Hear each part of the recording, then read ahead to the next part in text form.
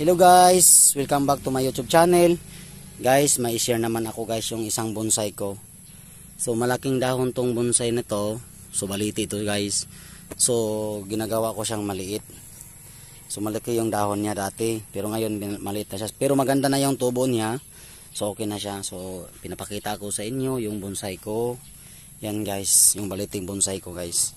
Yan, parang maganda tingnan siya, kaya i-share ko sa inyo. Kasi marami siyang dahon na binigay at saka parang malusog yung dahon niya. Yan guys, i-share ko sa inyo konti. Yan guys, yung bonsai natin. Yan. Bagong dilig ko yan. So yan. Baliti yan guys. So in-update ko lang yung mga halaman ko dito. Eh siyempre, mahirap talaga maging pag magawa ka ng bonsai. So kailangan pa yan ng taon bago siya ma-develop. Yan guys, share ko sa inyo yung bonsai ko. Yan. Yan na yung forma niya, dahon niya, pero kailangan ko pa siyang i-bend o pagandahin ko pa to.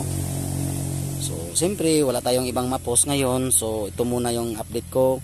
Pakita ko muna sa inyo. Yan guys, yung mga iba dyan na hindi pa nakapalo, nakasubscribe sa YouTube channel ko, huwag niyong kalimutan. RYLB Koy Bonsai. Para dami pa kayo matutunan o makikita sa mga video ko. Yan guys. May Facebook account po ako po. Yung Facebook account ko po, yung Sigwak Rel. Yan, marami din kayong makikita doon. So kailangan niyo po din akong tulungan at i-follow niyo yung Facebook account ko. Kasi nagre-reels din ako doon. So pwede niyo makita yung mga video ko doon. Para simpre tulong-tulungan lang tayo. Yan.